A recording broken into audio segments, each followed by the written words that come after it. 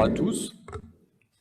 Donc avant de commencer, je voudrais tranquillement faire les remerciements d'usage, et en particulier donc à Madame la directrice en chef de ces beaux webinaires philo-juridiques, Ania Kassoul, qui est également co-directrice de la double licence droit-philosophie, et puis pour la reconnaître pour tout le travail formidable qu'elle accomplit. Je voudrais remercier aussi son co-directeur Alexis Cuquier et puis également tous les étudiants de l'association philo-juridique qui font vivre ces séminaires. Et donc je les salue au passage. Et donc effectivement, l'an passé, nous n'avions pas pu tenir la première journée d'études Thémis et Sophia en présentiel, consacré à normativité et légitimité, puis c'est bien dommage parce que c'était la promesse d'une journée passionnante. Et donc aujourd'hui, je dois d'une certaine manière transformer un essai, et ceci donc en vous proposant une réflexion sur le discours des juristes. Donc effectivement, comme le disait Ania tout à l'heure, j'ai proposé un texte dans le cadre de la publication de ces journées, et ces journées qui n'ont pas eu lieu. C'est assez intéressant le concept de journée qui n'a pas lieu et qui donne lieu à la publication. Je pensais que le texte vous avait déjà été fourni, mais donc si vous ne souhaitez pas attendre la publication, je peux parfaitement vous l'adresser par mail. Il suffit de m'en faire la demande, c'est très facile. Donc cette présentation, elle ne se conçoit pas comme un doublon du texte. Il y a un certain nombre de choses dont je ne vais pas traiter aujourd'hui et qui sont plus approfondies dans le texte que j'ai proposé. Et il y a en revanche d'autres choses que je n'ai pas dites parce qu'à l'origine, cette petite communication s'intitulait ou voulait s'intituler « L'audible et l'inaudible ». Dans la doctrine juridique, et puis ce titre eût été à mon avis trop polémique, et on a préféré sobrement éthique rudimentaire de l'enseignant-chercheur en droit. C'est un titre un peu moche, mais bon. Au moins, il ne me fera pas apparaître comme un donneur de leçons de morale, et puis en tout cas, je vais tâcher de ne pas en donner.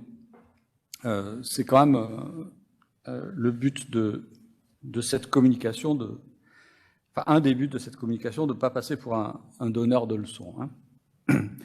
Et donc, ce faisant, je tiens à souligner mon ambition aussi d'échapper aux polémiques récentes qui ont été lancées par notre ministre de tutelle.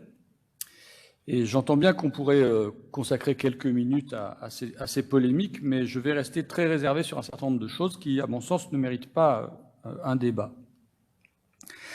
Alors, pour parler d'éthique, je souhaiterais mettre les choses au clair tout de suite et vous livrer d'abord les conditions de mes énoncés. Je veux dire que sans raconter mon histoire depuis la petite enfance, j'aimerais au moins faire quelques déclarations d'influence et de ressources. N'étant pas philosophe professionnel, je n'ai pas la prétention de rendre compte des théories de l'éthique fondamentale et encore moins de proposer un système ou une théorie de l'éthique. En revanche, je suis un juriste professionnel et un lecteur de philosophie. Et ceci signifie que la philosophie dont je me nourris a été pensée par d'autres, comme l'histoire, la sociologie ou les théories du droit romain. Alors, à minima, il me semble honnête d'indiquer quelles sont les influences, au moins conscientes, qui pèsent sur mon discours. Pour faire court, je citerai 2 livres en rapport avec le thème du jour, 2 livres de 2 philosophes dont je n'ai pas été l'élève, mais que j'ai très bien connus. Je témoigne ici d'une influence directe, autant que livresque. Alors le premier livre, la première source d'influence, c'est Pour la connaissance philosophique de Gilles Gaston Granger. C'est un ouvrage qui peut être accompagné de Forme, opération et objet, toujours du même auteur. Et la deuxième source d'influence, c'est Soi-même comme un autre de Paul Ricoeur, dans lequel l'auteur esquisse sa conception de l'éthique et dont il réécrira une synthèse dans le dictionnaire d'éthique et de philosophie morale, dirigé par Monique Canto-Sperber. Et ainsi, de Ricoeur, je reprendrai la dichotomie didactique de l'éthique, qui lui fait séparer ce qu'il appelle l'éthique antérieure ou fondamentale, qui est un discours par lequel se déterminent et s'agencent les principes et les valeurs morales, et ensuite l'éthique postérieure, qui représente un discours de sagesse pratique, je pense qu'on pourrait dire aussi existentialiste, par lequel le sujet répond à des questions éthiques par l'obéissance ou la désobéissance. Alors j'imagine que les étudiants de la double licence droit et philosophie connaissent tout cela, et j'espère que ça ne les choquera pas si j'utilise le jeu pour parler d'éthique, la première personne du singulier, avec modestie. Je pense que ça s'y prête. Donc ce qui est certain, c'est que, comme je le disais, n'étant pas philosophe professionnel, il est possible qu'à partir de ces deux ouvrages, j'ai produit des amalgames et des mésinterprétations.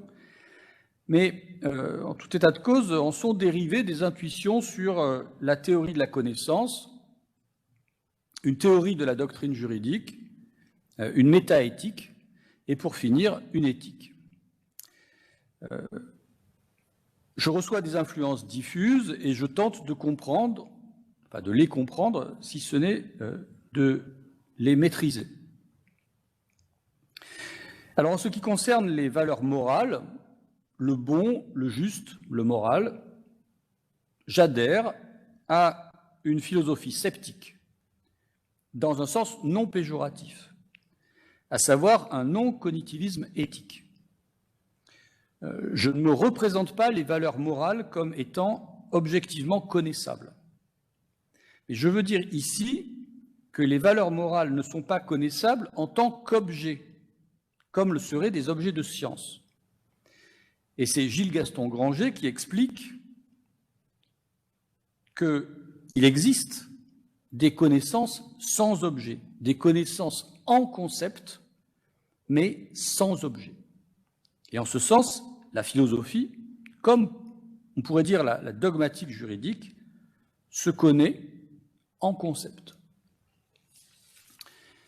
Alors pour ceux qui ne connaissent pas Gilles Gaston Granger, je les invite à le découvrir très vite en lisant deux petits que sais-je qui sont plus réédités, qu'on va trouver chez des bouquinistes, La raison et La science et les sciences, deux petits ouvrages absolument formidables pour s'initier à l'épistémologie.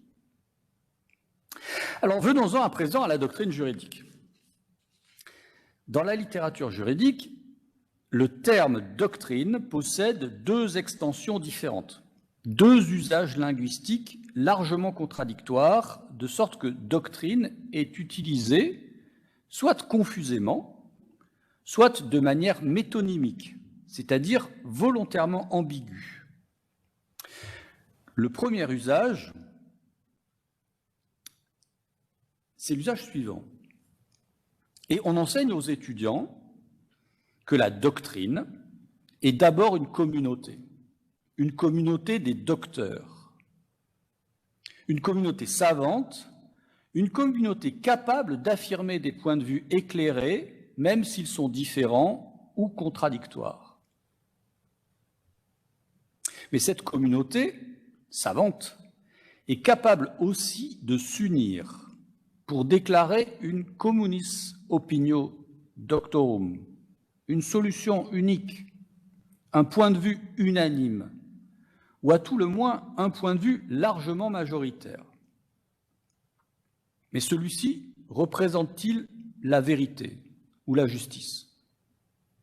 Personnellement, j'ai quelques doutes. Alors évidemment, ce qui fait difficulté dans cet usage du concept de doctrine, c'est qu'il est associé à un groupe social largement indéterminé, en tout cas d'un point de vue sociologique, et que lorsque l'on parle au nom de la doctrine, on se fait assez facilement représentant sans pouvoir de représentation. Un deuxième usage de la doctrine est présent un deuxième usage de doctrine est présent dans la littérature juridique, et ce deuxième usage se situe dans le registre du discours. Autrement dit, la doctrine juridique est un discours sur le droit. Que celui-ci soit tenu par les membres d'une communauté, qu'elle soit déterminée ou indéterminée, importera peu. Car en effet, à travers le temps et à travers la géographie, les communautés autorisées à se prononcer par voie d'opinion ou en tant que source contraignante ont évolué et se distinguent encore. La doctrine juridique sera alors l'ensemble des propositions métalinguistiques qui se donnent le droit pour objet d'étude. En ce sens, doctrine, selon l'usage linguistique numéro 1, ne fait pas du droit, mais elle fait de la doctrine, selon l'usage linguistique numéro 2. Pour autant, penser la doctrine juridique en tant que communauté et penser la doctrine en tant que discours appellent des théories très différentes, voire opposées. Alors, si vous le permettez, décrivons rapidement deux pôles des théories de la doctrine. Par un effort de non-contradiction, et j'imagine que l'enseignant universitaire est porté à faire ce type d'effort, on peut s'attendre à ce que les enseignants-chercheurs en droit, membres de la communauté, soient clairs avec leur propre postulat, c'est-à-dire soient clairs sur les conceptions d'où prennent naissance leur propre discours et le regard qu'ils portent sur lui. On peut assez facilement convenir que la métonymie, qui consiste à utiliser doctrine simultanément comme locuteur autorisé et contenu du discours, cette métonymie est un véhicule rhétorique fallacieux faisant pressentir un discours circulaire d'auto-légitimation. Dans quel but ? Dans le but de tromper, peut-être, mais au moins dans le but de définir le rôle des juristes et de prescrire qui est un bon juriste. Je vais faire une longue citation en prenant un exemple presque caricatural, mais les auteurs sont en réalité souvent bien plus subtils. L'exemple que je vais tirer est celui d'un paragraphe dans un ouvrage considérable qui constitue l'introduction d'une somme théorique fondamentale, l'introduction générale du traité de droit civil de Jacques Guestin dans sa 5e édition de 2019. Et je précise que ce paragraphe n'apparaît pas dans la 4e édition datant de 1994. Donc ce paragraphe, il nous dit « La doctrine désigne tout à la fois les travaux écrits sur le droit et leurs auteurs. Elle comprend l'ensemble des opinions juridiques émises par les auteurs. » Donc ici, nous avons doctrine au deuxième usage. Ceux-ci sont principalement des juristes universitaires, magistrats ou encore praticiens, mais il n'est théoriquement nécessaire d'avoir aucun titre précis pour pouvoir prétendre en faire partie. Donc, premier sens, la doctrine est un discours. Et puis, la doctrine, nous disent les auteurs de cette introduction générale, doit porter des jugements de valeur sur le droit. La doctrine doit porter des jugements de valeur, pressant alors que c'est le premier sens de doctrine de communauté qui est là présent. La doctrine n'est pas neutre parce que le droit ne l'est pas, nous disent-ils ensuite. La doctrine n'est pas neutre parce que le droit ne l'est pas. Alors là, on ne sait pas si c'est le discours qui est neutre ou si c'est l'autorité. Elle ne doit donc pas ignorer cette réalité et doit veiller constamment à ce que le droit posé soit conforme à la justice. Elle doit toujours avoir un regard critique par rapport aux règles émanant du législateur ou du juge, ou encore par rapport aux opinions publiées par ses membres. Donc là, il n'y a pas de doute, nous avons le concept de doctrine utilisé dans le premier sens de communauté. En un mot, elle doit être engagée. C'est l'un des rôles essentiels de la doctrine que de porter des jugements de valeur sur le droit et de dénoncer avec force tous les manquements à la justice. Il n'est pas besoin d'aller très loin dans le passé pour trouver des périodes, certes très difficiles, au cours desquelles une partie de la doctrine n'a pas toujours su mesurer exactement l'étendue de ses devoirs. La doctrine ne peut se limiter à penser de lege lata, c'est-à-dire à propos de la loi telle qu'elle existe en droit positif, elle doit y ajouter des critiques de cette législation et raisonner également de lege ferenda, c'est-à-dire au sujet de la loi devant être créée dans la perspective d'une nouvelle législation qui devrait être adoptée. Alors vous me pardonnez pour cette longue citation, mais cette longue citation, elle explique que l'auteur de doctrine est dans la position du juge. Il est légitimé en tant que juriste pour juger les lois positives parce qu'il est instruit de ce qu'est la justice. Alors on pourrait s'attendre à ce que les auteurs de ce grand traité nous en disent un peu plus sur leur conception de la justice. Parce que cette théorie de la doctrine n'est pas franchement analytique. Elle se veut surtout un programme déontologique, autant qu'une matrice permettant de discriminer qui est bon ou mauvais juriste.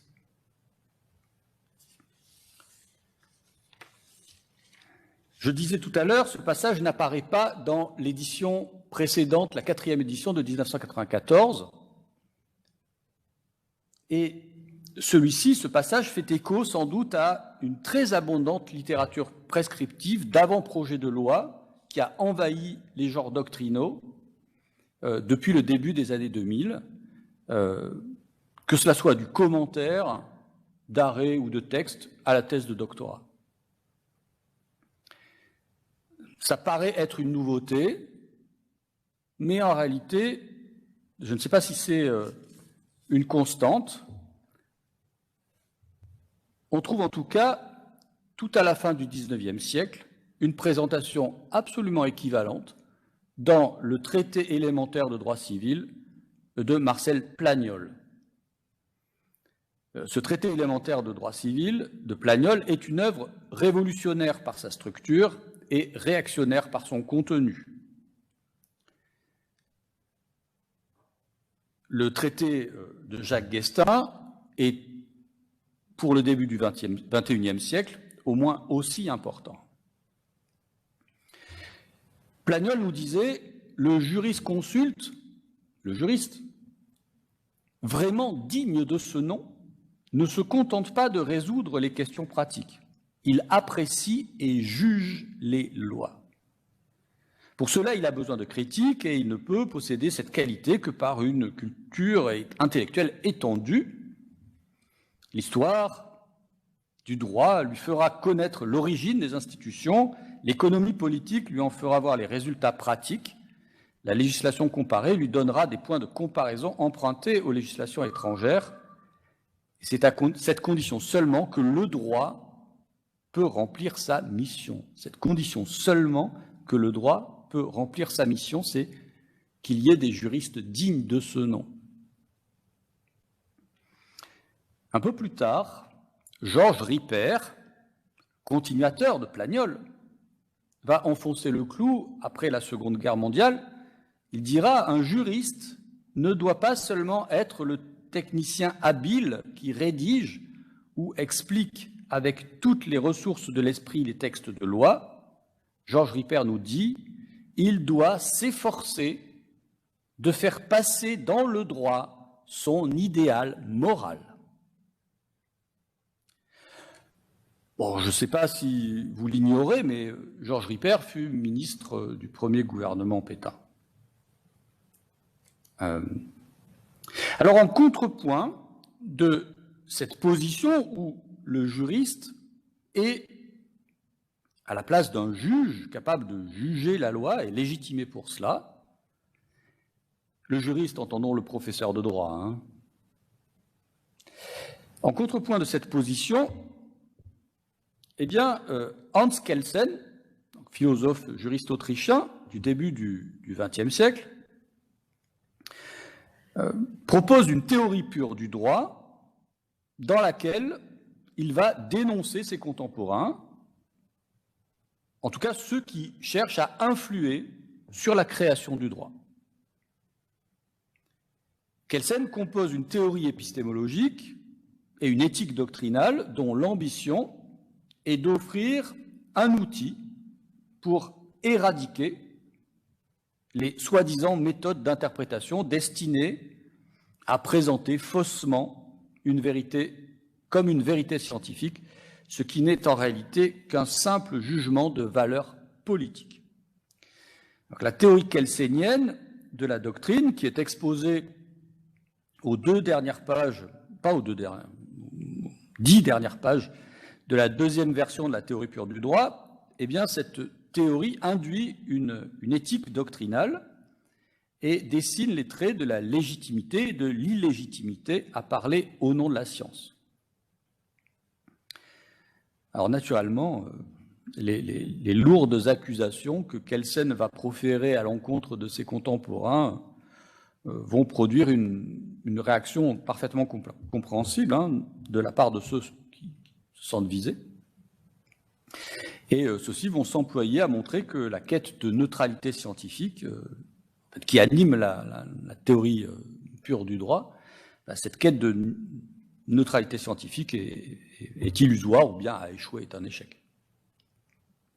Et ceci me conduit à évoquer un écueil qui voit s'opposer légitimité du discours du juriste et liberté d'expression. En effet, tout en accusant les juristes de son temps de méthodes fallacieuses qui dissimulent sous l'habit du professeur les conditions de leurs énoncés, eh bien, Kelsen constate qu'on ne peut pas l'interdire. On ne peut pas interdire que soient dévoilées des opinions politiques, y compris dans des amphithéâtres. Mais, nous dit Kelsen, jamais ils n'ont le droit de le faire au nom de la science juridique. Donc, paré des titres académiques. Pour Kelsen, la liberté d'expression politique n'est pas une affaire de science. Le discours de science doit chercher à se rendre indépendant du sujet connaissant. Il doit chercher à se libérer des représentations morales ou des affects confessionnels ou politiques. Mais très clairement, cela n'implique absolument pas de renoncer à la liberté d'expression politique. Le sujet politique, qu'il fasse profession d'artiste ou de scientifique, qu'il professe le droit ou la philosophie morale, doit profiter de l'espace de libre expression qui lui est accordé, et même il doit en gagner davantage si cet espace est restreint. Mais à quel titre doit-il s'exprimer? Toujours selon Kelsen, ni au nom d'une communauté dont il s'auto-instituerait représentant, ni au nom de la science, fût-elle de la science juridique ou politique. Le sujet politique s'exprime en son seul nom, sans les attributs de ses titres, sans les attributs de ses diplômes. C'est pourquoi, dans cette perspective, lorsque le discours du jurisconsulte constituera un jugement de valeur politique, une proposition axiologique qui témoignera de ses affects ou de sa sensibilité, lorsqu'il se prononcera sur le contenu politique d'un énoncé juridique ou sur l'opportunité d'une règle, la position du titre académique à l'identité de l'auteur aura un double effet de discrédit personnel et de délégitimation scientifique. Voilà ce que nous dit Kelsen. Et ceci se produit automatiquement, sans nul besoin de montrer des servitudes à l'égard d'une cause défendue. Bon, on voit bien qu'il y a deux pôles très différents entre, d'un côté, la position du juge et la position simplement analytique ou qui se veut axiologiquement neutre. Alors, ceci fait émerger des difficultés pratiques. Parce que mettre en garde le législateur contre les conséquences dogmatiques d'une loi, eh bien, c'est le travail d'analyse qui est demandé aux experts du droit pour qu'ils évaluent les qualités techniques d'un texte. Et de ce point de vue, le magistère du professeur, de tout enseignant-chercheur, conjugue souvent travail d'expertise et appréciation des contenus à l'aune des principes qui gouvernent le système juridique. Et cela vaut aussi bien pour une réforme du statut de l'animal, pour une réforme du Code du travail, pour une réforme de la procédure pénale aux très forts accents militants. Cela vaut aussi bien pour tout cela que pour une réforme du régime général de l'obligation qui pourrait, en apparence, apparaître politiquement neutre. Alors, en dressant ce panorama rapide, je voulais montrer ici que nous avons, du point de vue de la théorie juridique et de la doctrine, des positions irréconciliables. Et ces positions irréconciliables, elles fondent des éthiques fondamentalement opposées. D'un côté, la participation à des groupes de travail destinés à produire de la littérature d'avant-projet est considérée comme un devoir. Et de l'autre, cette participation est une cause de disqualification si elle se fait en vertu d'un titre. Mais pourquoi va-t-on chercher un conseiller d'un prince à l'université si ce n'est parce qu'il a des titres? Ensuite, les prises de position des enseignants-chercheurs qui approuvent ou désapprouvent le contenu ou les finalités d'une décision ou d'une loi, eh bien, sont des résultats induits par l'analyse objective.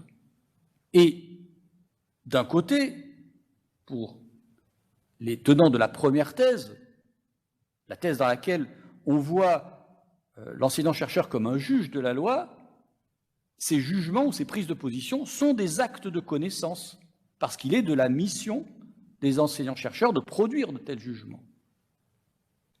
Mais de l'autre côté, ce sont bien au contraire des discours purement politiques, sans légitimité, ou plutôt sans légitimité autre que celle du sujet politique qui le tient.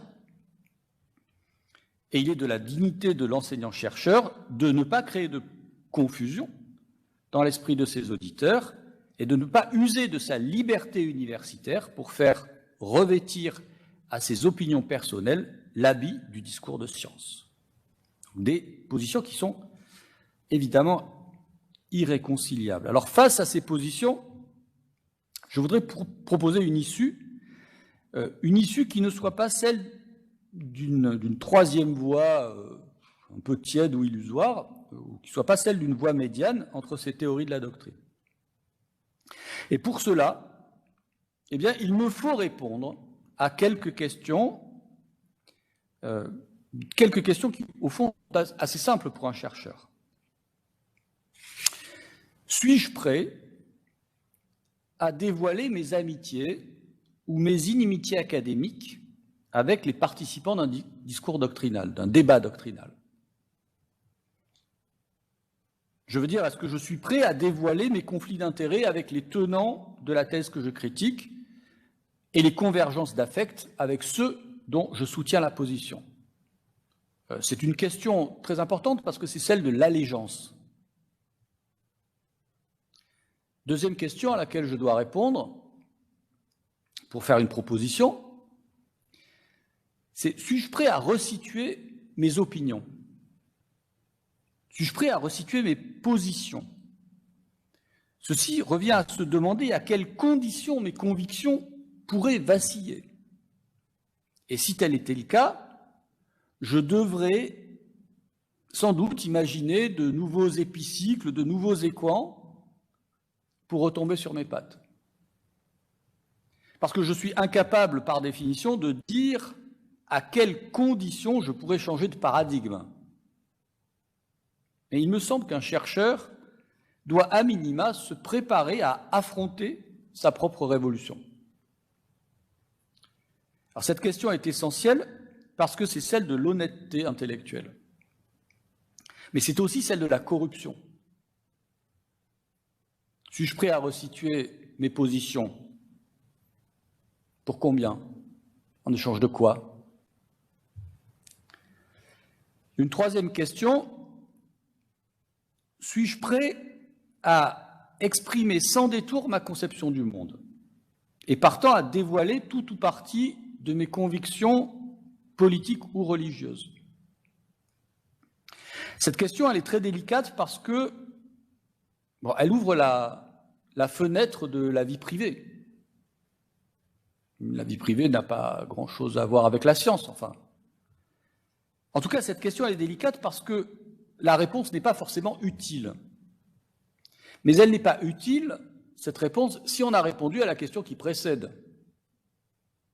Si j'ai répondu à la question de savoir à quelles conditions je resituerai mes positions, je n'ai pas besoin de dévoiler ma conception du monde.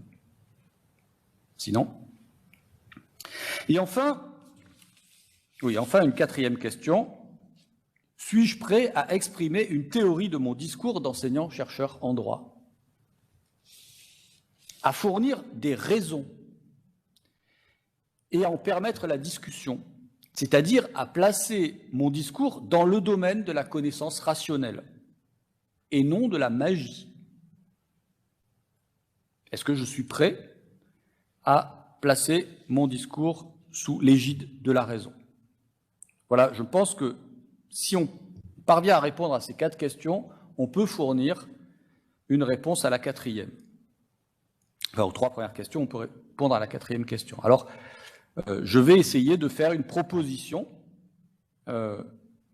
pour répondre à cette dernière question, de façon à proposer à la fois une théorie de la doctrine et une éthique doctrinale rudimentaire. Comme théorie de la doctrine, théorie des discours juridiques, je fais la proposition du théorème suivant.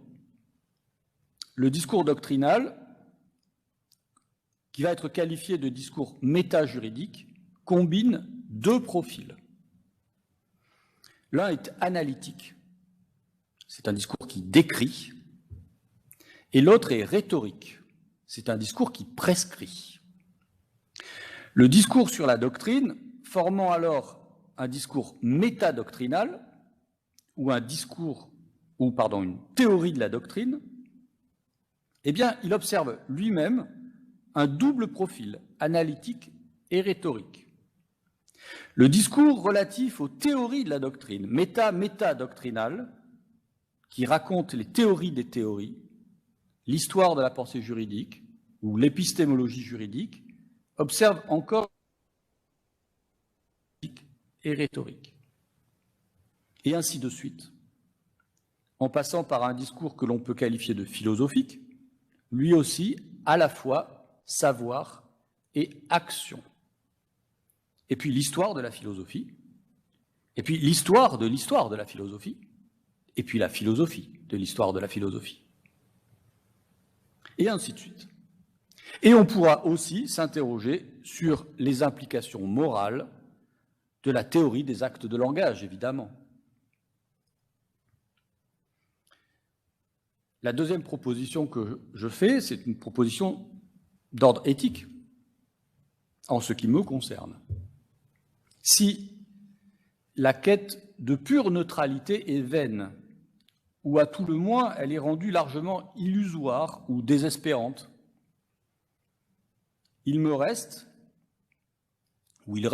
à ceux qui se prétendraient juristes dignes de ce nom, la tâche purement éthique de présenter et de ne pas taire les conditions de leurs propres énoncés, fussent-ils des jugements de valeur sur le droit. Ou dit autrement, c'est bien parce que la neutralité du discours ne se proclame pas, et certainement pas d'autorité, qu'une éthique du discours est rendue nécessaire. Et que cette éthique devienne déontologie ou loi, c'est une question de ministre, ce n'est pas une question de chercheur. Une éthique de l'écriture doctrinale consistera donc à minima, en ce qui me concerne, à éclairer la congruence des profils analytiques et rhétoriques des discours juridiques, dans le but de dénoncer et de lever autant qu'il est possible les ambiguïtés linguistiques ou d'en éclairer les postulats d'arrière-plan. Et à minima toujours, les discours d'analyse sont légitimés par l'honnêteté intellectuelle, laquelle, et je cite Imre Lakatos, laquelle ne consiste pas à se retrancher sur sa position, mais au contraire à spécifier avec précision dans quelles conditions on accepterait de l'abandonner. Voilà qui sont mes deux propositions pour une éthique rudimentaire. Merci Michel pour cet exposé qui nous instruit énormément sur peut-être une première question, le temps que les autres fusent dans le chat ou que vous les laissiez un petit peu maturer. Donc, il nous instruit sur une première question que je vais formuler autour du sujet lui-même, pour commencer. D'accord. Tout ce dont tu nous parles m'a souvent laissé mal à l'aise avec le fait de déterminer si on était en train de parler véritablement de l'éthique de l'enseignant-chercheur ou de la doctrine ou du contenu de sa mission, sachant que est-ce qu'il y a une différence à faire? Alors moi j'imagine que oui, mais peut-être que je me trompe, entre les fonctions de la doctrine, la méthodologie qu'elle va employer aussi pour assurer ses fonctions, et ensuite les devoirs de la doctrine, dont le devoir de neutralité que tu nous expliques. Donc pour le dire en d'autres termes, pourquoi ce texte que tu nous proposes et cette analyse que tu nous proposes ne pourrait pas tout simplement s'appeler la fonction ou les fonctions de la doctrine? Voilà. Quelle différence? Oui, en fait, il me semble quand même que la question de l'éthique est plus intéressante parce que, encore une fois, et là j'utilise la distinction faite par Ricoeur entre éthique postérieure et éthique antérieure. Donc, la question de l'éthique postérieure, c'est-à-dire de soi face à la question de l'obéissance à une règle ou la question de l'obéissance à une pratique, hein, c'est une question de sagesse pratique. Je pense que c'est dans cette perspective-là que se dessine la responsabilité, on pourrait dire, de l'enseignant-chercheur vis-à-vis de son lecteur ou vis-à-vis de ses auditeurs. La question de l'éthique ou des principes fondamentaux de l'éthique, c'est une question, à mon avis, qui est différente et qui, d'abord, dépasse le cadre de l'enseignant-chercheur en droit et qui relève d'un comité d'éthique. Et moi, je veux bien que des philosophes nous expliquent, nous enseignent, à travers un discours de composition, hein, comment élaborer un système d'éthique fondamentale. Mais ce n'est pas du tout dans cette perspective-là que je me suis placé, parce que je ne me prétends pas comité d'éthique et certainement pas qualifié pour produire de la déontologie. Ce que je me pose, ce sont simplement des questions. Et d'un point de vue prescriptif, encore une fois, je ne prescris pas des réponses. Hein. S'il y a quelque chose à prescrire, ce sont les questions. Voilà. Est-ce que nous sommes capables de répondre à ces questions-là? Et il y en a sans doute d'autres, hein. Et puis, je les ai peut-être mal posées aussi. Donc, c'est vraiment une éthique rudimentaire qui serait une éthique, une composition de sagesse pratique. C'est-à-dire, qu'est-ce que je dis à mes étudiants? Alors déjà, merci pour tout ce que vous avez dit, je trouvais ça très intéressant. Je suis pas sûre d'avoir une question très bien formulée, mais j'ai l'impression qu'en fait, cette éthique, c'est un peu un idéal à atteindre pour chaque enseignant-chercheur. Mais en soi, s'il y a justement cette déontologie professionnelle, c'est justement parce que tout le monde n'a pas cette éthique. Et pour le coup, c'est ce qu'on peut avoir au niveau du travail, mais c'est aussi l'éthique sociale, l'éthique écologique. Et on se rend bien compte que c'est pas parce que nous, on a cette éthique qui nous pousse à agir de ce qu'on pourrait considérer être la bonne façon, tout le monde agit de la même façon. Et je pense que c'est pour ça qu'il y a cette déontologie qui est derrière présente, justement pour essayer de mettre en place ces normes, enfin, je sais pas si on peut dire des normes, mais des sortes de normes éthiques qui devraient être une forme de consensus. Je voudrais reformuler votre question, en fait, en me plaçant cette fois-ci me déplaçant du côté de l'étudiant. Quand vous êtes étudiant et que vous avez le sentiment que votre professeur ne vous dit pas tout, et ne vous dit pas tout, et en plus il ne vous dit pas tout sans vous donner les outils critiques pour parvenir à une analyse de son propre discours. Qu'est-ce que vous vous dites, Chloé? Je dirais qu'il a triché et en même temps qu'il n'est pas honnête. Et supposons qu'il n'en soit pas conscient. J'invite mes camarades à bien vouloir m'aider. Supposez que vous ayez un maître ignorant. Le maître ignorant, c'est un ouvrage formidable de Jacques Rancière. Et je vous assure que bien souvent, pour parvenir à la connaissance, vous n'avez pas besoin de maître. Hein. Alors j'apporte des réponses que je lis sur le chat. J'ai plusieurs étudiants qui répondent à ta question en disant « Eh bien, c'est un mauvais professeur ».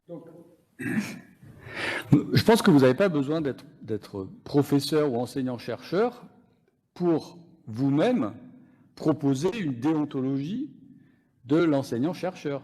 Et je pense que les enseignants-chercheurs sont d'une certaine manière les plus mal placés pour cela. C'est plutôt les enseignés-cherchés, non, les enseignés qui devraient proposer une déontologie de l'enseignant-chercheur.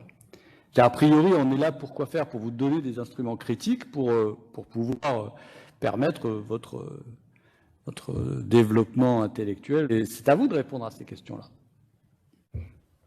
Question de Célia Bastard. Disons que s'il n'est pas conscient de ne pas réussir à donner de la connaissance à ses élèves, c'est peut-être que lui-même ne sait pas. Donc ça rejoint la remarque de Sophie. Laura nous dit qu'il y a une différence entre ne pas tout savoir et ne pas tout dire. Et c'est une remarque pertinente, puisque c'est vrai que c'était ton énoncé de départ. Tout se joue entre ignorance et omission volontaire. Absolument. Absolument. Et souvent, je ne sais pas si vous avez remarqué, moi j'étais fasciné quand j'étais étudiant, bien souvent, il y a tout un tas de raccourcis intellectuels qui sont pris par les enseignants, sous prétexte de manque de temps. On ne donne pas toutes les clés pour comprendre. Bon, je sais pas... chez les juristes, c'est assez flagrant. Hein, quand on se contente de citer une décision ou un numéro de pourvoi en guise de solution sans avoir même énoncé la solution, c'est de l'autorité non justifiée. Et on se surprend à le faire, hein, bien souvent. Ce qui poserait la question, et je ne m'attarde pas, je fais juste une remarque, justement de l'arbitrage entre faut-il véritablement une neutralité, peut-être inatteignable, ou de la transparence dans les façons d'élaborer l'énoncé et la motivation de cet énoncé pour permettre à l'étudiant de le contester. Puisque est-ce qu'on gagnerait en légitimité dans ce cas-là, dans la position qui est proposée, et ce qui impliquerait par intégrité, au moins didactique, d'exposer les autres positions possibles. Bon, alors la question de la transparence, c'est une question qui, à mon avis, nous fait dériver vers autre chose et qui est pas forcément une bonne chose. La transparence, c'est pas forcément un concept, c'est pas un concept neutre d'un point de vue politique, hein. Peut-être que vous avez entendu les conférences au Collège de France d'Alain Supiot sur la question du gouvernement par les nombres et puis par le retour de l'allégeance. Donc la transparence, c'est aussi un moyen de surveillance. Bon. Mais si on échappe à cette version de la transparence, le fait de se dévoiler et de dire quelles sont les propositions, quelles sont les propositions axiomatiques à partir desquelles on parle, ça suppose évidemment à minima qu'on ait fait l'effort d'en connaître. Ouais. Donc effectivement, vous pouvez toujours reprocher à celui qui se prétend enseignant-chercheur à l'université de ne pas avoir fait cet effort-là, bien sûr. Et ça permettrait de répondre, puisqu'il y a cette question de est-ce qu'on est dans l'ignorance ou dans l'omission volontaire ? Si on est dans une sorte d'autocontrôle, c'est-à-dire essayer de s'auto-évaluer en disant est-ce que j'ai des biais sans m'en rendre compte qui me poussent à tenir un discours qui serait dogmatique, par exemple, systématiquement proposer un avis, une thèse qui est différente de celle qui a retenu notre attention. Ne serait-ce que cela, c'est la pluralité des vérités, en fait, qu'on peut développer en cours, qui permettrait peut-être de lever ce dont tu parles ici.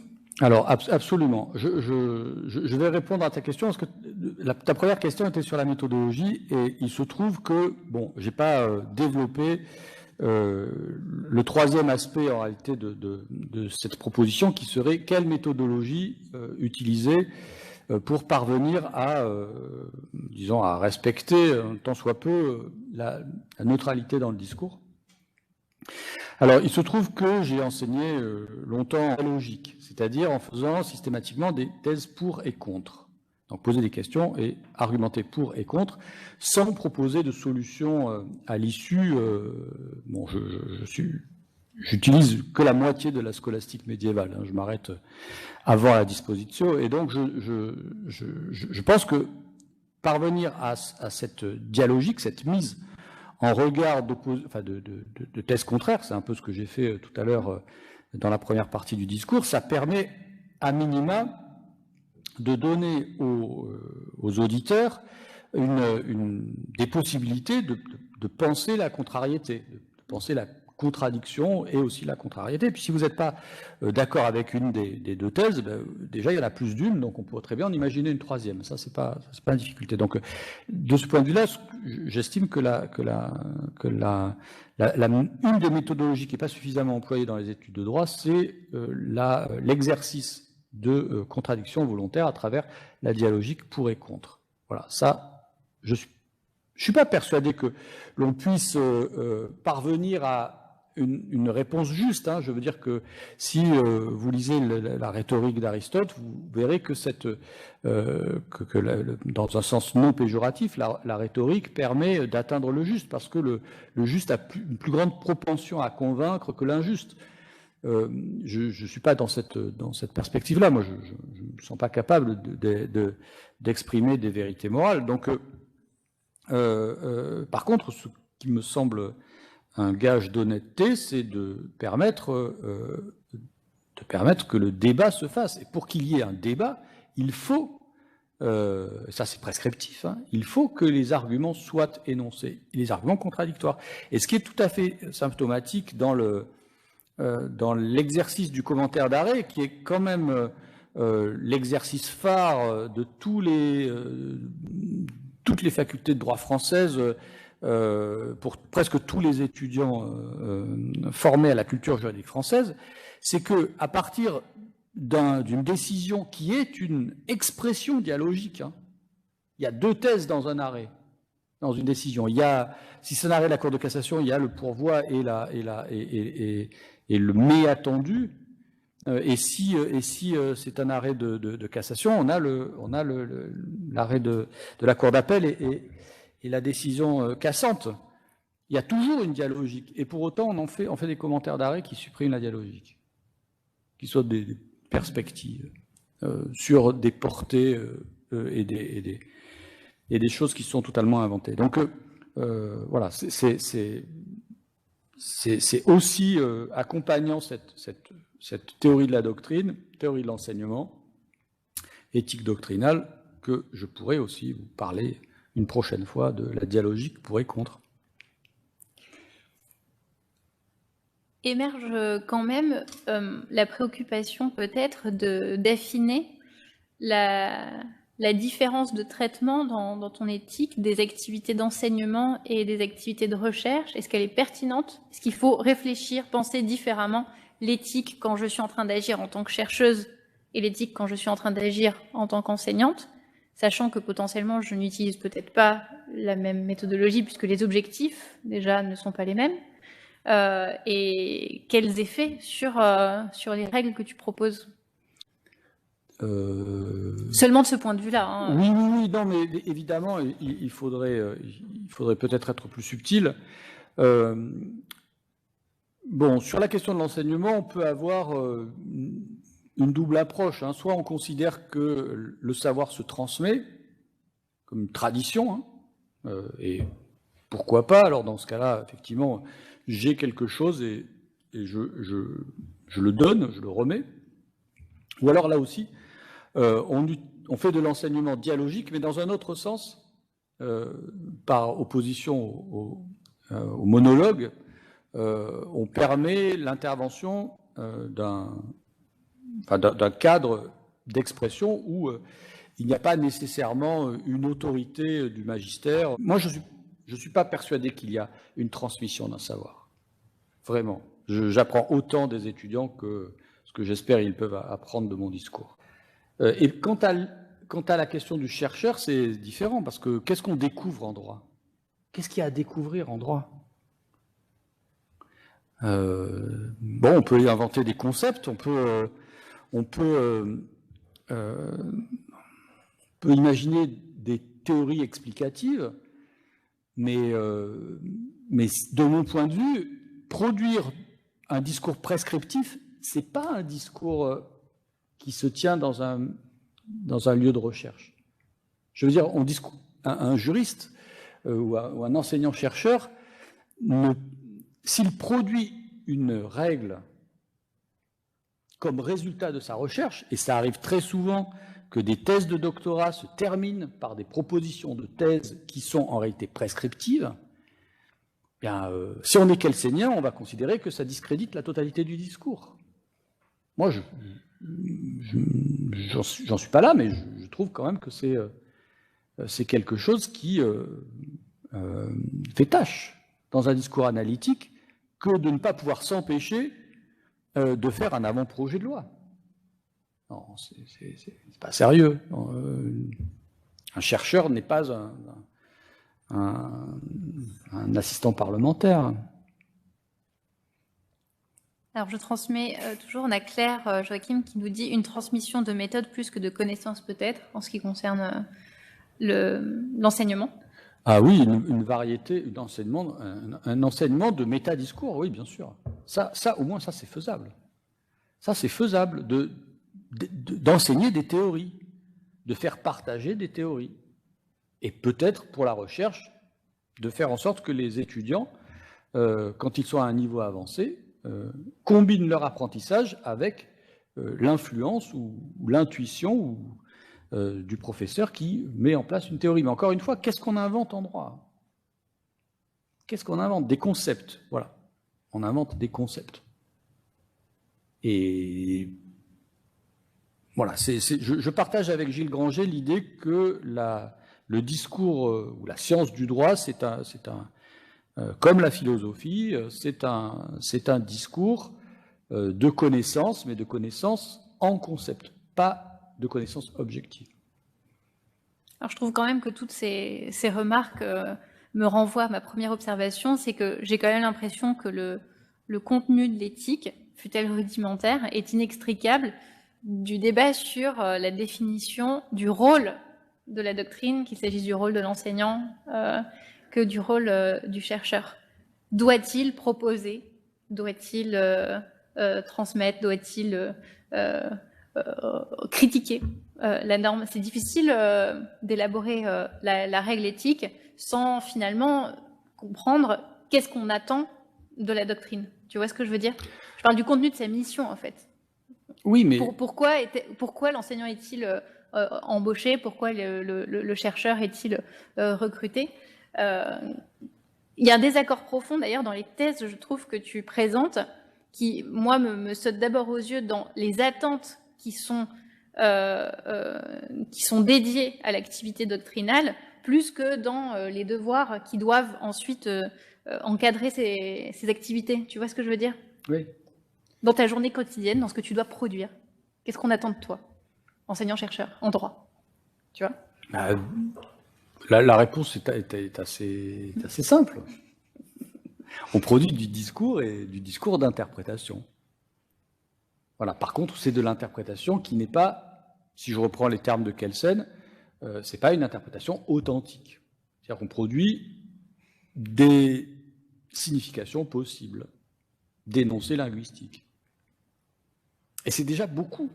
C'est déjà beaucoup. Et on produit aussi un discours de critique sur l'ordonnancement de ces énoncés entre eux, sur la logique de l'ordonnancement de ces énoncés entre eux. Et on produit aussi du discours de méthode d'enseignement. Voilà.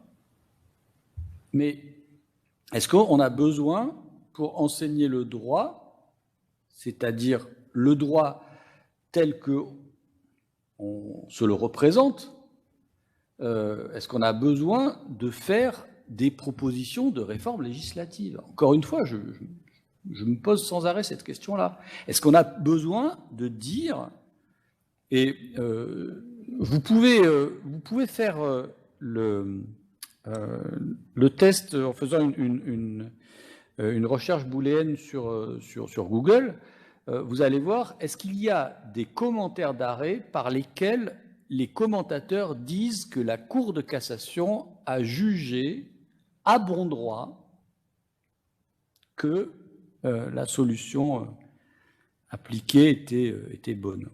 Ça existe ou ça n'existe pas? Moi, je sais que ça existe. Qu'est-ce que ça veut dire? Qu'est-ce que ça veut dire, ce type d'appréciation? Est-ce qu'un commentateur, un enseignant-chercheur, en tout cas un chercheur, quelqu'un qui est censé avoir une position, qu'est-ce qu'il veut dire quand il dit « la Cour de cassation a jugé à bon droit » ? Alors effectivement, la Cour de cassation, on peut dire « la Cour d'appel a jugé à bon droit ». Quand c'est un personnage extérieur à la décision qui dit « voilà, je vous donne ma caution morale », bravo à la Cour de cassation, me semble-t-il, c'est presque absurde. Donc, voilà, cet approuver ou désapprouver, c'est d'une certaine manière en dehors, me semble-t-il, de la sphère de l'analyse. Alors, est-ce qu'on peut l'empêcher? C'est encore ça la question. Et quelle part cela tient-il dans le discours que d'avoir des propositions de type prescriptive? Alors, c'est vrai que chaque fois que un collègue tient des propos qui dépassent un peu le cadre de l'enseignement, parfois polémiques, parfois franchement bizarroïdes, on entend de part et d'autre qu'il peut y avoir des problèmes liés à la liberté d'expression, comme si la liberté d'expression était la caution de toutes les bêtises qu'on peut raconter. Moi, il me semble que, effectivement, on a la possibilité de s'exprimer librement, mais on a une certaine responsabilité vis-à-vis des gens qui nous écoutent. Hein. Enfin, je veux dire, bon, peut-être à part aujourd'hui, hein, je ne sais pas, mais en règle générale, mes étudiants, ils ne viennent pas entendre mes opinions personnelles. Hein, ça ne les intéresse à peu près pas du tout, même. Alors, une question sur le chat. Pourquoi ne pas proposer dans le cadre de la recherche? Tu parles des thèses qui font des propositions d'écriture législative. Donc la question, c'est pourquoi? Parce qu'il y a mieux à faire. Je veux dire que dans une thèse de doctorat, il y a mieux à faire que de produire un discours de premier degré. On peut proposer des concepts explicatifs, on peut faire des propositions théoriques, c'est-à-dire, encore une fois, des explications. Mais pour cela, il faut être nourri d'un discours ou d'un bagage qui va permettre de faire le tour de l'appareil critique. C'est pas évident, hein. Ça veut dire qu'il faut sortir de la technique.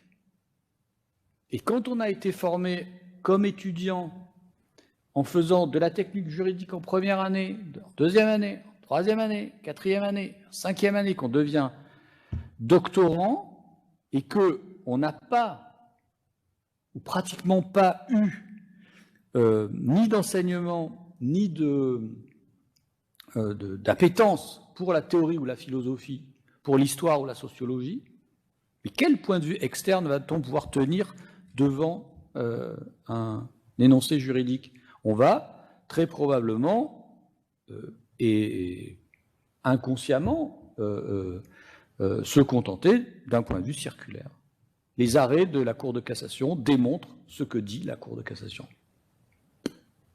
Ben, ça apporte pas grand-chose. Donc, non, il y a beaucoup mieux à faire dans des thèses de doctorat que de proposer des réformes législatives.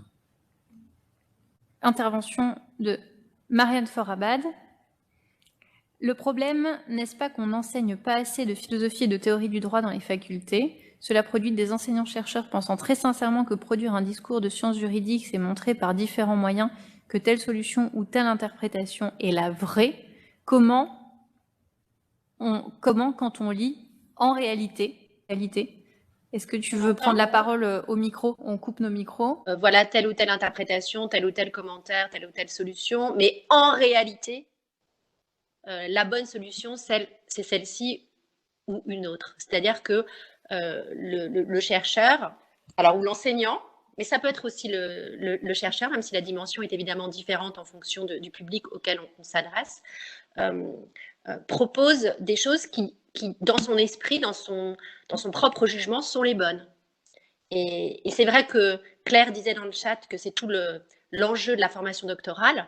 Et il y a des enseignements de philosophie et de théorie du droit dans les écoles doctorales, mais peut-être est-ce trop tard. C'est-à-dire que le dogme de la solution unique, c'est une rhétorique de la bonne solution. Et cette rhétorique, elle est extrêmement rudimentaire. Comme le disait Marianne tout à l'heure, en fait, il suffit d'écrire en réalité, ou en vérité, ou à bon droit, pour poser une solution en se passant totalement d'analyse. Donc voilà, il y a beaucoup de ressources que les juristes doivent mobiliser, à mon sens, pour parvenir à produire du discours de science et du discours de raison, si ce n'est du discours de science, pour expliquer leur point de vue et pour argumenter. Il y a beaucoup de ressources qui ne sont pas enseignées, et en particulier les ressources de la linguistique. Voilà, ça c'est au-delà de la philosophie qui est très peu enseignée, sauf dans les rares cas où on arrive à monter des doubles diplômes droit-philosophie. Les ressources de la linguistique ne sont pas du tout enseignées dans les facultés de droit, alors que c'est absolument fondamental pour comprendre la rhétorique. Or, que font les juristes, si ce n'est analyser des processus d'argumentation, c'est-à-dire des processus rhétoriques? Qu'est-ce qu'il y a dans une décision? Qu'est-ce qu'il y a dans une loi ou dans un exposé des motifs d'une loi? Si ce n'est un discours politique. Bon, on n'est pas du tout armé. Enfin, nos étudiants sont très, très mal armés pour étudier en profondeur ce type de discours, parce qu'ils sont surchargés de spécialités. Claire nous pose la question, est proposée dans le cadre de publications. Et encore une fois, moi je ne suis pas hostile à ce que les gens fassent des propositions de réforme, signent des pétitions, expriment leur mécontentement ou leur ou leur accord, je suis gêné, et je dénonce pas ça comme Kelsen, comme si c'était une déloyauté totale, mais je suis extrêmement gêné lorsque cela est fait sur titre. Alors, pas quand il s'agit d'une réforme de l'université, où là, on peut comprendre qu'en tant que sujet de l'université, on puisse donner son avis sur un contenu politique en tant que membre d'une communauté universitaire, d'une communauté politique. On peut dire, bon, on est d'accord ou pas d'accord avec le projet de réforme de la loi de programmation de l'université. Bon, ça c'est pas tout à fait la même chose. Mais lorsque vous êtes professeur de droit et que vous dénoncez tel ou tel projet de loi ou vous participez à tel projet de loi, comment se fait-il que cela se fasse au titre d'une autorité scientifique? Parce que c'est de la politique, c'est pas de la science. Il n'y a rien d'analytique dans une proposition de loi, rien du tout. C'est simplement une proposition prescriptive destinée à changer le monde. Les normes ont vocation à changer le monde et pas à décrire des faits. Et le discours de science, le discours de connaissance, il a pour objet ou pour ambition de décrire des faits, même des faits linguistiques, c'est-à-dire qu'on peut parfaitement... Alors, il y a un autre auteur que je n'ai pas cité tout à l'heure, mais il faut quand même que je parle de Claude Agege, qui est quand même l'un des plus grands linguistes de notre temps, et qui a écrit un livre formidable qui s'appelle L'homme de parole. Mais les mots, ce sont des faits. Les usages linguistiques, ce sont des faits. Et on peut analyser un discours comme un fait. On peut analyser une énonciation comme un fait linguistique. Et donc on peut analyser, en termes de connaissance, un arrêt de la Cour de cassation ou une norme législative ou proto-législative. Ça, c'est pas un problème, mais l'analyse ne prescrit pas, encore une fois. Et dans le discours de la doctrine, il y a, me semble-t-il, ce double profil.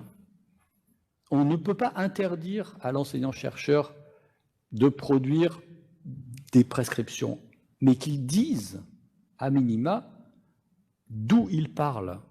Parce que sinon... Est-ce que c'est en tant que sujet politique qu'il s'exprime parce qu'il est trop frustré à la fin de sa thèse de doctorat de ne pas pu avoir donné son idée parce qu'il a pour ambition de se faire embaucher comme assistant parlementaire ou dans une banque ou dans une institution européenne? Donc il faut proposer des solutions. Ouais, bon. Ça apporte quoi? Par contre, s'il y a une analyse de toutes les positions qui ont été énoncées, et s'il y a une contradiction qui est menée, pourquoi pas? Alors, tu devances un peu ma question.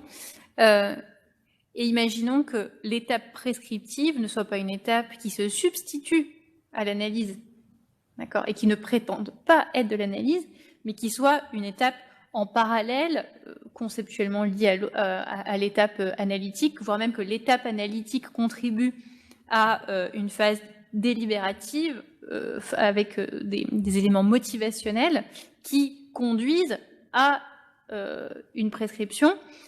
Pourquoi le juriste ne pourrait pas aussi participer à une étape prescriptive ou à une activité prescriptive, sachant que, je vais volontairement faire le lien avec la doctrine non juridique, pour essayer de mettre en perspective tout ce que tu dis, les normes sanitaires, aujourd'hui, en grande partie, elles reposent sur une délibération qui tire sa légitimité du fait que l'on demande à des gens qui ont des titres et qui justifient de leurs compétences scientifiques en médecine, épidémiologie, tout ce que tu voudras. Et il y a une étape prescriptive qui succède, d'accord, alors que ce soit temporellement, de façon logique, à une démarche qui est plus analytique, qui repose sur des démarches analytiques de la doctrine médicale. Donc, quelle différence? Pourquoi? Ou est-ce que peut-être tu n'es pas d'accord avec cette... Non, mais je ne sais pas si ça reste un véritable problème de savoir quand est-ce que l'expert,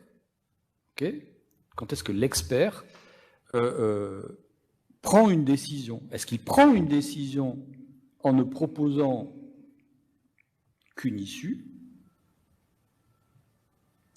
Dans ce cas-là,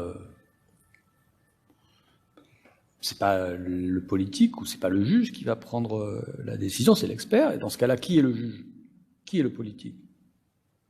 C'est ça la difficulté, même en matière médicale. Au moins dans la façon dont c'est présenté, parce qu'il y a un contexte institutionnel qui investit des comités consultatifs et qui, en rendant leur avis, sont présentés comme étant représentatifs d'une communauté de sachants dans leur discipline. Tu vois ce que je veux dire? Alors parfois c'est pluridisciplinaire, d'accord, conseil économique et social, le comité d'éthique, souvent c'est pluridisciplinaire aussi. Mais je trouve qu'il y a, en tout cas, au moins en façade, peut-être que tu me diras que ce n'est que de façade, non seulement cette prétention à la représentativité du collectif, malgré les divergences internes qu'il peut y avoir. Je ne vais pas prendre l'exemple de l'hydroxychloroquine, parce que ce serait trop, trop racoleur, mais tu m'as comprise. Et non seulement il y a cette vocation, et en plus, l'étape prescriptive, alors elle est prescriptive, mais peut-être sans le pouvoir ensuite de transformer cette prescription en normes juridiques, puisque souvent c'est des consultations. C'est-à-dire, voilà, je prends le conseil en matière sanitaire, il est consulté, il est censé rendre un avis en disant voilà ce qu'il faudrait faire, le côté délégué Ferranda, délégué Lata, mes côtés sciences dures là, sans pour autant pouvoir le faire. Et c'est une institution politique, là je suis tout à fait d'accord avec toi, qui va arbitrer, délibérer et dire on suit pas. Non, mais les médecins, ils ont aussi un discours qui est à la fois analytique et prescriptif, parce qu'ils font un diagnostic, et puis ensuite ils font des prescriptions. Je veux dire que c'est des prescriptions médicales, c'est-à-dire qu'ils apportent un remède. Et c'est pas innocent, je veux dire que... Et c'est leur métier de faire ça. Alors, est-ce qu'on doit considérer que le métier des juristes, c'est d'être analytique et aussi prescripteur? Parce que dans ce cas-là, on peut se passer du Parlement, franchement. Il n'y a pas de problème. On va faire le gouvernement des nombres avec des juristes dans un premier temps et des ordinateurs dans un deuxième temps. Il y a aussi un arrière-plan sur la question démocratique qui est absolument fondamental. Un expert judiciaire qui remet dans ses conclusions des prescriptions, encore aujourd'hui, si c'est fait de manière très voyante, ça passera pas. Alors, mais ça passe souvent quand même. Oui, ça passe souvent. J'allais le dire à demi-mot, mais puisque tu le dis, je retiens aussi. Après, parfois, les questions posées dans les dires aux experts invitent ouvertement à la prescription. Faut-il punir malgré le trouble psychiatrique, par exemple? Le faut-il punir malgré le trouble psychiatrique, pour moi, c'est une question qui invite à la prescription. Oui. Mais la réponse, elle n'est pas forcément prescriptive. J'entends, mais en tout cas, le champ de la prescription est libre. C'est ça que je veux dire. Je suis désolée, mon micro ne marche visiblement pas. Je parlais dans le cadre d'un débat. Une prescription faite même par la doctrine permet parfois à d'autres chercheurs d'avancer de nouveaux arguments et de développer l'analyse. Est-ce qu'alors ce n'est pas de la prescription ou la prescription constitue une étape?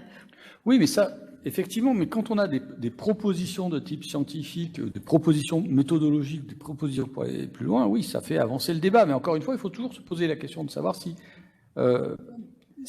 le fait de relancer la polémique, c'est fortuit, c'est volontaire, c'est entretenir une position, laquelle, qu'est-ce qu'il y a derrière, quel est l'arrière-plan de celui qui relance systématiquement un débat dont tout le monde pense qu'il est clos.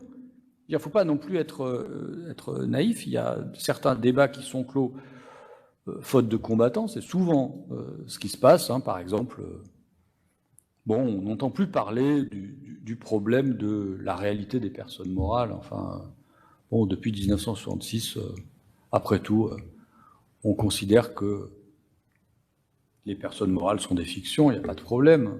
Bon, il y a encore quelques auteurs minoritaires qu'on ne cite pas, qui admettent que la controverse pourrait être relancée, hein. On ne les cite pas, ou peu, ou ils sont minoritaires. Bon. Donc l'intérêt du débat doctrinal, de la controverse doctrinale, et la passion que j'ai pour la littérature controversiste, c'est évidemment que toujours on peut relancer le débat, et que si la controverse est dite close à un moment donné, elle renaît souvent un petit peu plus loin, sous d'autres formes. Et c'est ça qui est passionnant, c'est de faire de l'argumentation pour et contre à propos de positions dogmatiques. Voilà. Mais il faut toujours se poser la question, à quoi ça sert? Enfin, dans quel but? Qui relance quoi? Qui explique pourquoi il relance une polémique? Est-ce que parce que il est commandité? Vanessa Bordas nous dit « On retrouve le même problème avec les arrêts dits de principe ».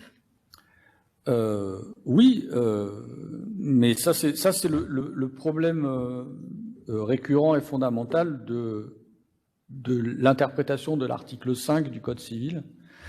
Vous savez tous que l'article 5 du Code civil nous dit que les juges ne disposent pas par voie réglementaire, générale et réglementaire.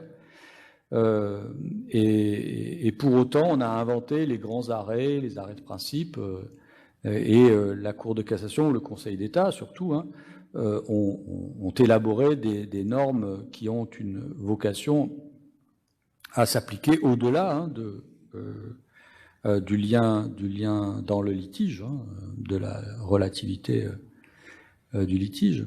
Donc, voilà, ces arrêts de principe, on ne sait pas qui les promulgue. Ben, non, ils ne sont pas promulgués, vous allez me dire. Mais non. Alors, on ne sait pas quand est-ce qu'ils deviennent des normes générales. Ils ne deviennent pas des normes générales, c'est interdit. Oui, mais comment se fait-il que systématiquement on les cite? Ben, on les cite par... pourquoi? Par ignorance de l'article 5? Parce qu'on volontairement, on veut les citer, parce qu'ils nous arrangent. Donc, ils participent d'un processus rhétorique. Ils participent d'un processus rhétorique et pas nécessairement d'une illustration. Et donc, quand vous citez une décision, est-ce que vous citez un fait? Oui, c'est un fait. Il y a bien une décision, une énonciation qui a été rendue. Mais la qualification d'arrêt de principe, est-ce que ça, c'est un fait? Ou c'est une valeur? Dans un système juridique qui est censé ne pas connaître le précédent obligatoire, c'est une valeur antidémocratique que de citer un arrêt de principe. Enfin, je veux dire, il y a quelque chose qui fait problème. Pierre Deschamps, ils deviennent peut-être des normes générales par un discours doctrinal prescriptif, ce qui est plus problématique. Jolie mise en abîme. Mais oui, absolument. Pierre, vous avez raison. Effectivement, c'est parce que la doctrine, enfin, les commentateurs, c'est-à-dire le discours méta-juridique, imprime une qualité à l'énoncé juridique rendu par l'autorité qui est la Cour de cassation, que la perception que l'on a ensuite de cet énoncé, c'est d'être une norme générale. On sait que sa signification, c'est d'être une norme, mais être une norme générale, c'est une qualité qui lui est ajoutée ensuite. Bon. Et pourtant, je suis persuadé que Pierre Deschamps ou Vanessa Bordas, chargés de TD brillants de cette faculté, ont enseigné à leurs étudiants en deuxième année que l'arrêt Gendeur était d'application positive, hein, qu'il y avait en droit français une responsabilité civile pour le fait des choses que l'on a sous sa garde, alors que personne n'a jamais écrit ça dans le Code civil jusqu'à présent. Mais c'est la Cour de cassation qui l'a dit, et c'est ensuite la doctrine qui l'a fait exister en tant que principe général. Alors, Marianne Forabad, mais les convictions politiques préexistent à la recherche? Non. Si la PMA est possible aujourd'hui, c'est que les chercheurs y ont travaillé et sans doute qu'ils n'y étaient pas opposés. Peut-on faire de la recherche en toute neutralité? Et la question d'aujourd'hui est-elle propre à la recherche en sciences juridiques dans la mesure où le droit est un outil politique? Merci Marianne, j'avais envie de poser cette question. Oui, merci Marianne de m'avoir posé cette question. Alors, je vais m'abriter derrière des systèmes que je n'ai pas inventés. Donc, je vais inviter Marianne à lire La logique de la découverte scientifique de Karl Popper. Et ensuite, parce que c'est plus accessible, Histoire et méthodologie des sciences de Imre Lakatos, qui explique la logique de la découverte scientifique. On peut aussi citer les ouvrages de Jacques Bouvresse sur le titre est en train de m'échapper, donc ça c'est la vieillesse. C'est les cours au Collège de France qui ont été faits par Jacques Bouvresse sur la question des croyances dans la découverte scientifique. Et donc effectivement qu'il y a pour tous les chercheurs un arrière-fond sur lequel reposent leurs convictions, leur histoire et tout ça, et qu'on est tous saints par saint avec un C, hein, par une cosmologie, par des paradigmes, par une représentation du monde de laquelle nous ne pouvons pas nous échapper. Bon, donc effectivement, nous avons des croyances et que cela nous y obéissons. Voilà. Mais est-ce que ça veut dire pour autant qu'on ne doit pas essayer de se placer sous l'égide de la raison, essayer de participer à une argumentation rationnelle, de voir ce qui est de l'ordre des seuls affects et de l'ordre de ce qui pourrait être à minima compréhensible par tous, sans pour autant parler d'universalisation, je ne sais pas. Donc c'est cet appareil critique qui permet quand même de nous comprendre, sinon on aurait du mal à se saisir soi-même. Hein. Le langage que nous parlons, on ne l'a pas inventé soi-même, hein. Ça c'est bien certain. Mais pourtant ce sont des faits de langue. Donc tout cela nous est imposé par le langage, par des structures mentales, par tout cela évidemment. Et donc ça implique dans ta réponse qu'il est possible de prendre des positions pourvu qu'elles ne soient pas justifiées par l'affect, mais étayées par une démonstration scientifique. Oui, mais le problème... C'est pour clarifier oui, bien sûr, mais le problème, c'est toujours le problème des raccourcis. Quand vous avez des... Je ne vais pas parler des juristes, mais quand vous avez par exemple des psychanalystes ou des linguistes ou d'autres des sociologues, enfin, qui utilisent par voie de métaphore des concepts de mathématiques ou de sciences. Alors je parle, en fait, je ne sais pas si vous connaissez, mais à la fin des années 90, il y a eu une grande affaire intellectuelle qui s'est appelée l'affaire Sokal. Alors Alan Sokal, c'est un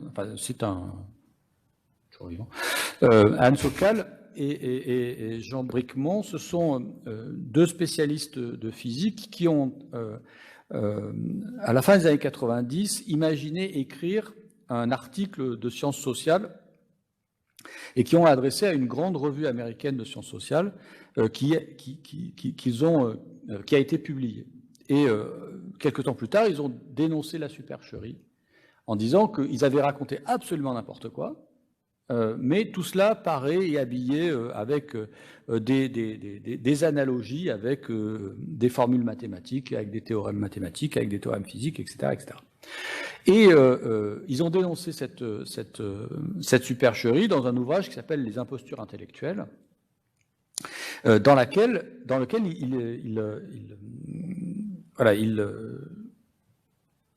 il dénonce en fait l'utilisation de concepts techniques dans un champ disciplinaire déterminé par des spécialistes d'un autre champ disciplinaire déterminé, mais qui utilisent par voie de métaphore le plus souvent ou d'analogie ce qui ce qui a été pensé pour être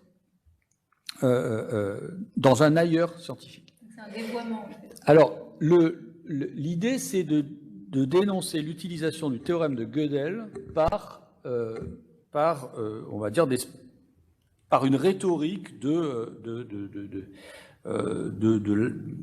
la, comment dire, une rhétorique du raccourci. En fait, le théorème de Gödel, c'est l'incomplétude. Voilà, le théorème d'incomplétude, c'est extrêmement compliqué. C'est un théorème sur les compacts, si je ne me trompe pas, en mathématiques, et c'est vraiment quelque chose de très sérieux qui finit par la conclusion qu'il existe des choses ou des propositions qui sont vraies mais indémontrables.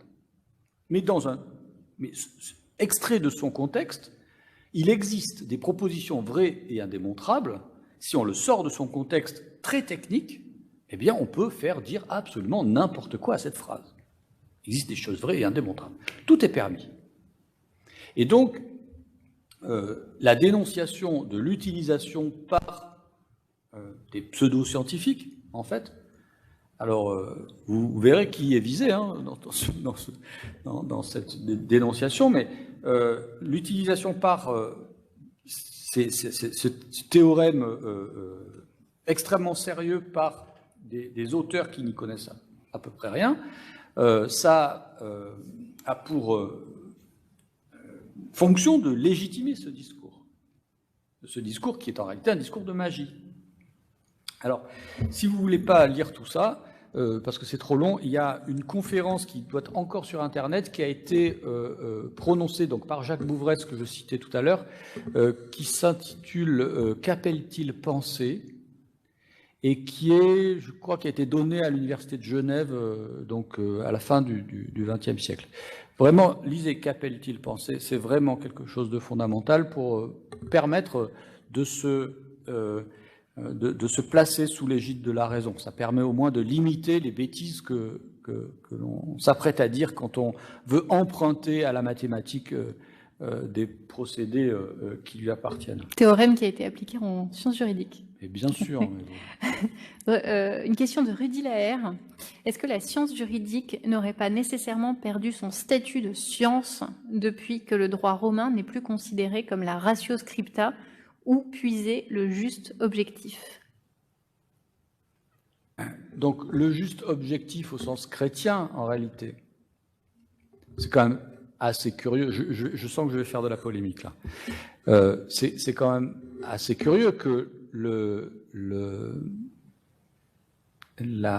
veux dire que les canonistes médiévaux aient utilisé avec tellement d'appétit un droit qui a été pensé par des polythéistes. Hein. Je complète la question qui est elle-même donc prolongée par son auteur. Ne peut-on pas simplement admettre que ce n'est plus une science? C'est un peu facile comme solution, je l'admets. Alors peut-être y a-t-il, on va dire, une typicité de la science juridique par rapport aux autres sciences qui ferait que sa scientificité se vit autrement, se définit autrement. Par exemple, pour reprendre ce que disait Marianne tout à l'heure, du fait qu'elle a pour à la fois outil et objet d'étude des normes juridiques qui sont le résultat d'un processus politique et qui ferait que peut-être la nature même de l'objet qui est étudié remettrait en cause sa définition scientifique si on l'aligne sur les sciences dures, par exemple. J'essaie de faire la médiatrice entre la question et toi. Oui, mais c'est difficile de répondre à ce genre de questions parce que la conception du droit a évolué de l'Antiquité romaine à nos jours. C'est-à-dire qu'aujourd'hui, et de manière très contemporaine, ce que l'on se représente communément comme étant le droit, c'est un discours de normes et un discours de normes élaboré dans un processus où ces normes-là peuvent avoir une dimension générale. Bon. Mais ça, c'est contingent.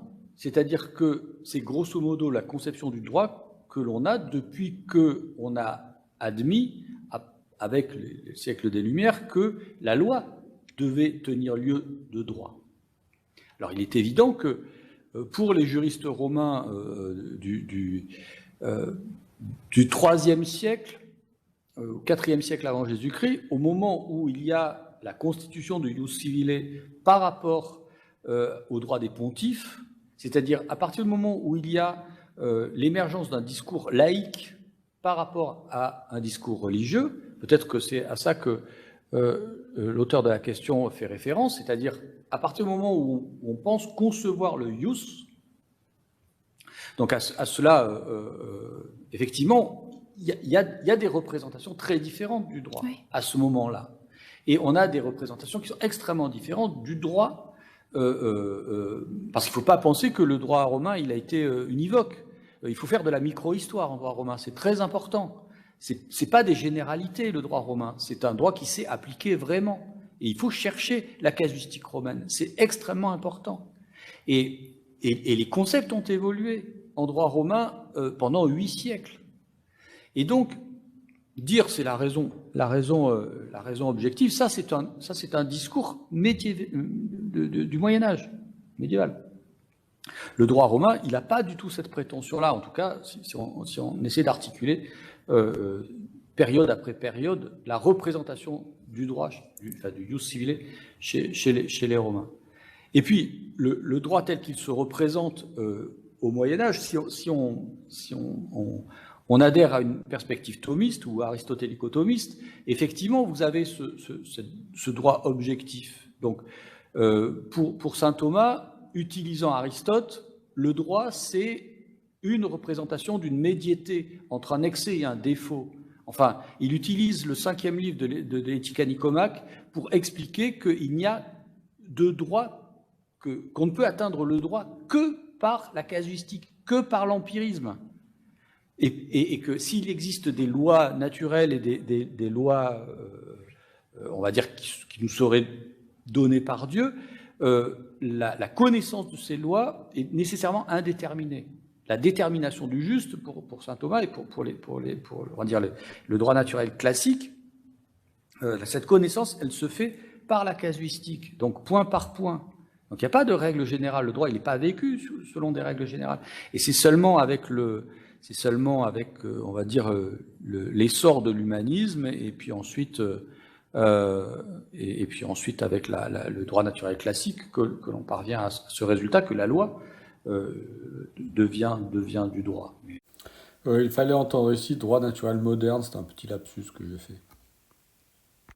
Alors, comme il est déjà 15h55, je voudrais savoir s'il y a d'autres questions avant qu'on clôture, parce que j'avais annoncé que le séminaire s'achèverait aux alentours de 15h30 et je ne veux pas abuser de la patience des collègues et étudiants qui sont là. Donc s'il y a une question, on la prend. Une dernière question. Tu as ouvert ton propos en disant qu'il s'inscrivait dans une logique de non-cognitivisme éthique. Au départ, et en fait, je pose plutôt la question de finalement, à un moment, il y a un arbitrage que tu as fait en disant je me situe dans un système de pensée de non-cognitivisme éthique. On aurait pu faire un autre arbitrage, tu vois, qui serait de dire je me situe au contraire pour proposer une éthique doctrinale avec un postulat de cognitivisme moral ou cognitivisme éthique. Quelle est la différence, si tu veux, dans ce travail préparatoire du chercheur qui a dû faire un arbitrage pour justifier de la logique et de la cohérence interne de son système là, de pensée? J'ai bien compris qu'il était rudimentaire, qu'il avait ses limites, etc. Comment on fait, en fait, là, pour faire cet arbitrage de façon éthique? C'est ça ma question. Si, hypothétiquement, je me mets en contradictrice et je te dis, bah, moi, je traite le même sujet que toi, mais je prends un autre système, le cognitivisme éthique. Et cet arbitrage entre nos deux points de départ, comment il se fait éthiquement? Voilà. C'est une question peut-être... Non, mais c'est une très bonne question parce que moi, j'ai affronté cette question-là dans ma thèse de doctorat lorsque j'ai tenté de contredire la position de Dworkin sur la bonne réponse. Hein. D'accord. Existe-t-il une bonne réponse dans les cas difficiles? Effectivement, toute l'argumentation de Ronald Dworkin, consiste à dire que C'est un processus assez long, malheureusement on ne peut pas l'expliquer en quelques mots, mais c'est une argumentation en faveur de l'idée que si on était placé dans la situation du juge, il est extrêmement peu probable que l'on se mette à rendre des matchs nuls, en fait, des décisions ou des indécisions en réalité, faire des dénis de justice. Et que, par définition, à partir du moment où on ne fait pas ce genre de choses, même quand on est un philosophe sceptique, puisqu'il prend l'exemple d'Hercule, en fait, qui est sans doute la figure de Hart, même quand on est un philosophe sceptique ou relativiste, on finirait toujours par donner raison à l'un ou à l'autre. Et selon Dworkin, il s'agit forcément d'une prévalence de position morale. Et donc, l'idée que le scepticisme est la philosophie de l'ordre juridique, c'est une idée qui lui paraît totalement erronée. Donc, il existe nécessairement une conception de l'ordre juridique ou une philosophie de l'ordre juridique que l'on se considère comme étant supérieure à une autre. Et donc, forcément, il y a autre chose que le scepticisme. Et comme il y a autre chose que le scepticisme, c'est forcément une théorie cognitiviste des valeurs ou des principes qui gouvernent l'ordre juridique. Bon, moi, face à cette argumentation, j'avais quand même trouvé que c'était un peu forcer le trait de la mauvaise foi. Et j'avoue que je me suis fait mon opinion à partir de cette contradiction-là. C'est-à-dire que tout l'artifice philosophique de Dworkin consiste non pas à démontrer qu'on peut connaître les valeurs, mais que la charge de la preuve de la démonstration repose sur les sceptiques. Et puisqu'ils n'y arrivent pas, eh bien ça veut dire qu'ils ont tort. C'est très habile, hein, mais ça ne me convainc pas. Donc, pour l'instant, je ne suis pas convaincu que l'on puisse connaître objectivement le registre des valeurs. Mais j'écoute avec beaucoup d'intérêt les cours du Collège de France de Claudine Tiercelin, qui semble, elle, une philosophe très importante, un philosophe des sciences, qui entend expliquer qu'il peut y avoir aussi en métaphysique de la connaissance et de la connaissance objective. Voilà. Mille merci, Michel. Merci beaucoup. Donc, je le rappelle, alors Michel mettra à disposition ces notes comme tu l'as annoncé, si ça te va toujours. Pour les étudiants, je parle pour les étudiants de l'université. La publication contenant l'article de Michel avec donc l'appareil scientifique pour que vous puissiez aller chercher les ressources bibliographiques utiles à l'approfondissement du sujet sera sûrement passionnant pour ceux qui se sont intéressés à la question. Si jamais tu as cité pas mal d'ouvrages, si tu avais une courte bibliographie pour nous les rappeler, comme ça je les distribue aux étudiants aussi, ça pourrait être bien. Pourquoi pas. Voilà, parce que j'avais pas de quoi noter là et j'ai pas pu les prendre à la volée. Donc un grand merci pour tes lumières, Michel, et merci évidemment aux étudiants qui étaient connectés avec nous. Merci pour votre attention et pour vos questions. Merci aux collègues aussi qui étaient connectés avec nous pour leur attention, pour leurs questions aussi. Et on se donne rendez-vous pour le prochain séminaire philo-juridique qui traitera des normes sociales, à mon avis, avec un tout autre regard, et on aura peut-être le loisir de mettre en perspective ces interventions, puisque ces deux interventions sont inscrites dans la thématique normativité et légitimité des rencontres de Thémis et Sophia, donc on en tirera, je suis certaine, du contraste et de la richesse. Merci beaucoup. Je coupe l'enregistrement. Merci.